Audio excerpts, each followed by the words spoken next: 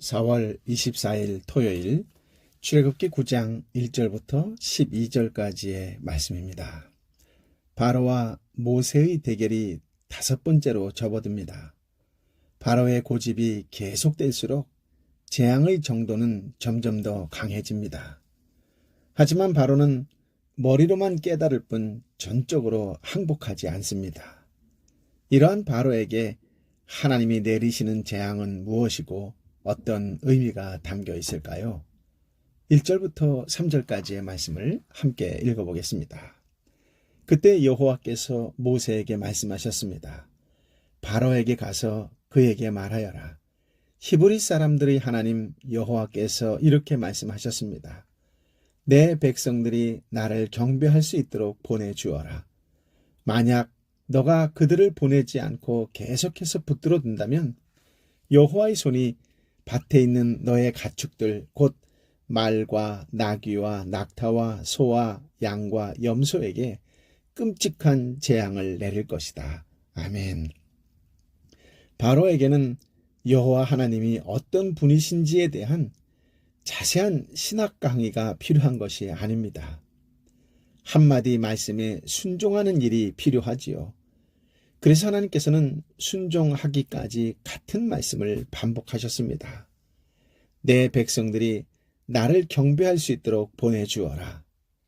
만약 이번에도 이스라엘 백성을 하나님을 경배하도록 보내지 않고 붙들어 둔다면 이집트 사람들의 소유물에 끔찍한 재앙을 내리시겠다고 무서운 경고를 하십니다. 여기서 끔찍한 재앙은 구약에서 하나님의 무서운 심판의 상징으로 여겨지는 전염병을 의미할 때 사용합니다. 이 재앙은 이집트에서 방목하는 짐승 곧 말과 나귀와 낙타와 소와 양과 염소의 감염이었을 것입니다. 그러나 우리 안에 있는 짐승들에게는 피해가 없었습니다. 이 재앙은 앞선 재앙보다 더욱 심한 것으로 처음으로 이집트 사람의 개인 소유에까지 영향을 미쳤습니다. 이전까지의 재앙들은 이집트 사람을 괴롭게 하고 그들에게 육체적인 고통을 주는 선에서 그쳤으나 이제는 그들의 재산에까지 직접적인 타격을 주기 시작했습니다. 참고로 이집트의 신들은 인간이나 동물의 모양으로 상징화되기도 하였습니다. 즉 이집트의 신 중에는 동물의 머리, 예를 들어 황소머리, 암소머리, 숫 양머리 등의 모양을 한 신들도 있었습니다. 그러니 이스라엘 백성들이 이집트 땅에서 피해 제사를 드린다면 이집트 사람들이 이스라엘 사람들을 가만히 놔둘 리가 없겠지요. 돌을 던지며 유협을 했을 것입니다. 그러므로 여호와 하나님께서 이집트 사람들의 가축 즉 동물을 죽이는 것은 이집트 사람들이 숭배하는 신들을 쳐서 복종시키는 것이며 여호와 하나님이 그들을 지배할 수 있는 능력의 신임을 다시 한번 보여주는 사건이라고 말할 수 있습니다. 4절, 5절을 함께 읽어볼까요? 그러나 여호와께서 이스라엘의 가축과 이집트의 가축을 구별해 이스라엘 자손의 가축은 한 마리도 죽지 않게 하실 것이다. 여호와께서 재앙 내리실 때를 정하시며 내일 여호와가 이 땅에 재앙을 내릴 것이다 하고 말씀하셨습니다. 아멘. 네 번째 재앙과 마찬가지로 다섯 번째 재앙에서도 이스라엘의 가축들은 구별되어서 죽음을 면할 것입니다. 이 구절의 구별이라고 하는 단어는 단순히 개체의 구별을 뜻합니다. 속량을 위한 구별은 오직 사람에게만 적용되는 것이지요. 그렇지만 하나님께서 속량하신 백성을 향한 사랑은 그 백성의 소유물을 보호해 주시는 형태로도 나타나는 것입니다. 하나님은 재앙 내릴 시간도 내일이라고 알려주셨습니다. 사실 순종할 마음이 없는 자에게 생각할 수 있는 시간을 많이 주는 것은 도움이 되지 않습니다. 재앙이 임하고 사라지는 일이 우연히 발생한 것이 아니라는 점을 확실히 알려주면 됩니다. 하나님은 강팍한 바로에게 다시 회개할 기회를 주셨습니다. 하지만 회개치 않으므로 이튿날에 여호와께서 말씀하신 재앙을 내리셨습니다. 6절 7절 말씀입니다. 그리고 그 이튿날 여호와께서 그대로 하셔서 이집트 사람들의 모든 가축들은 죽었습니다. 그러나 이스라엘 자손의 가축들은 단 한 마리도 죽지 않았습니다. 바로가 사람들을 보내 조사해 보니 과연 이스라엘 자손의 가축은 단 한 마리도 죽지 않았습니다. 그러나 바로의 마음은 강팍해서 백성들을 보내주지 않았습니다. 아멘. 바로는 하나님께서 주시는 회개의 기회를 계속 거절했습니다. 악인은 은혜를 입어도 정의를 배우지 못합니다. 정직한 땅에서조차 그들은 악한 일을 해대고 여호와의 위엄을 무시해 버립니다. 라는 이사야 26장 10절 말씀 그대로입니다.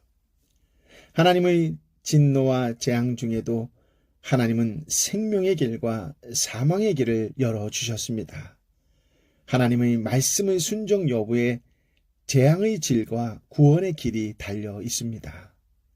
모든 종류의 징계와 재앙은 항상 불순종, 반항적 태도 및 율법을 어기는 것과 관련되어 있지요.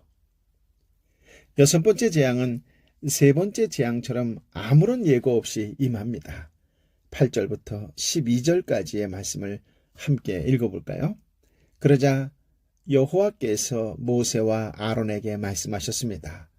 난로에서 재를 몇 움큼 가져다가 모세가 바로 앞에서 공중에 뿌리라. 그것이 온 이집트 땅에 미세한 흙먼지가 돼 이 땅 사람들과 가축에게 곱는 종기가 나게 할 것이다. 그리하여 모세와 아론은 난로에서 재를 가져다가 바로 앞에 섰습니다. 모세가 재를 공중에 뿌리자 사람들과 가축에게 곱는 종기가 났습니다.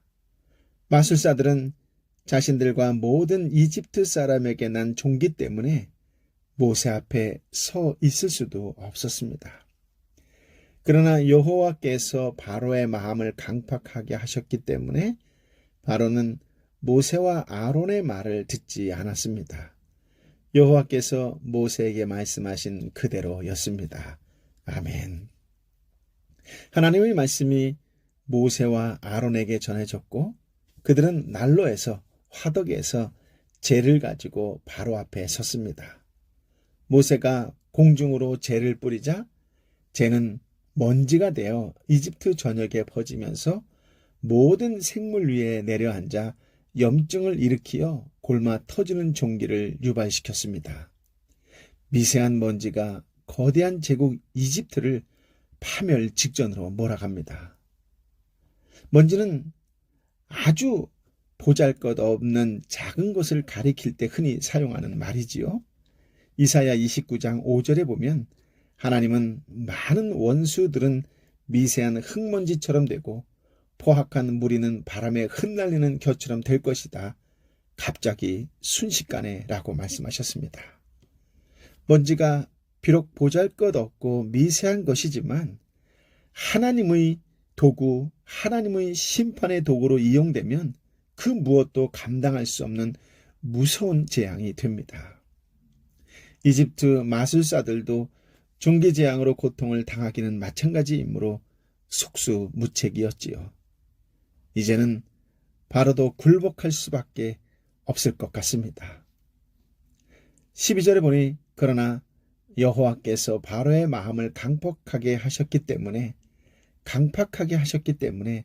바로는 듣지 않았습니다. 라고 기록합니다. 바로의 강팍함은 10재앙 동안 10번 반복됩니다. 그 이야기는 하나님께서는 강팍한 죄인에게도 여러 번 회개할 기회를 주신다라고 하는 말씀이고 주셨다라고 하는 말씀입니다. 하지만 그 기회가 영원하지는 않습니다. 하나님께서 회개할 수 있는 은혜를 주지 않으면 어떤 사람도 회개할 수 없습니다. 그러면 그에게 무서운 진노만 기다리고 있을 뿐이라고 로마서 2장 4절 5절은 기록하고 있지요.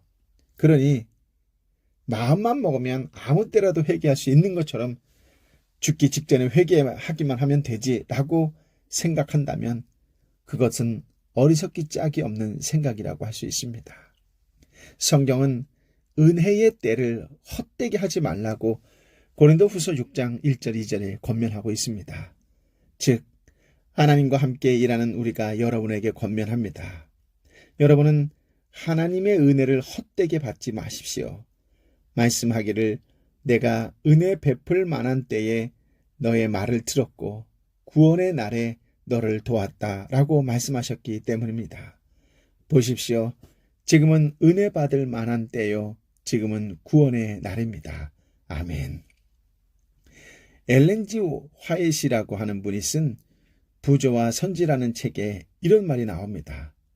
하나님께서 바로에 대하여 내가 그의 마음을 강팍하게 할 것이니 그가 백성들을 보내주지 않을 것이다 라고 말씀하셨다.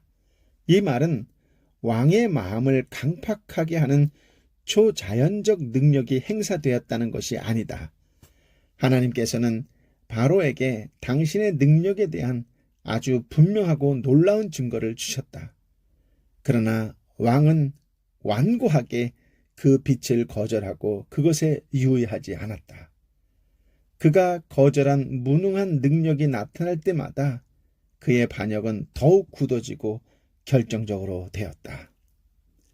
여러분 이런 말 들어보신 적이 있으실 것입니다. 태양빛이 밀랍을 녹이고 진흙을 굳게 하는 것처럼 하나님의 사랑과 능력에 대한 계시가 어떤 사람은 굴복과 순종으로 이끌었고 어떤 사람은 완악하게 하였다. 그렇습니다. 바로에게도 하나님께서는 많은 은혜를 주셨습니다. 모세가 들은 말씀을 그도 들었고 모세가 체험한 기적을 그도 체험했습니다. 하지만 바로는 마음을 강팍하게 함으로 그 모든 은혜의 기회를 거절했습니다. 계속 말씀을 무시하다가 그만 강팍함에 중독되었지요. 하나님이 주신 은혜의 기회들을 강팍하게 거절하지 않도록 스스로 주의해야겠습니다. 무엇보다 성령 하나님께서 저와 여러분의 마음을 부드럽게 만들어 주시기를 예수님의 이름으로 축복합니다. 아멘. 아버지 하나님, 사랑하는 나의 아버지 하나님, 참으로 놀라운 말씀, 은혜의 말씀, 깨닫는 지혜의 말씀을, 생명의 말씀을 허락하여 주시니 감사합니다. 말씀을 묵상하고 또 묵상하면서 잠잠히 제 자신을 되돌아봅니다. 바라고 원하고 기도하고 또 기도하는 것은 마음이 완악해지지 않도록, 고집스럽게 딱딱해지지 않도록, 강팍해지지 않도록 성령 하나님 임하여 주옵소서. 저의 마음을 부드럽게 만들어 주옵소서. 어느 누구를 만나든 대하든 넉넉하고 여유롭게 따뜻하게 품어줄 수 있는 하나님의 마음, 예수 그리스도의 마음으로 살아가는 성령의 사람이 되게 하여 주옵소서. 그럼에도 불구하고 순종하게 하여 주옵시고 그럼에도 불구하고 사랑으로 섬기는 믿음의 사람이 되게 하여 주옵소서. 그럼에도 불구하고 중보기도하는 성령의 사람이 되게 하여 주옵소서.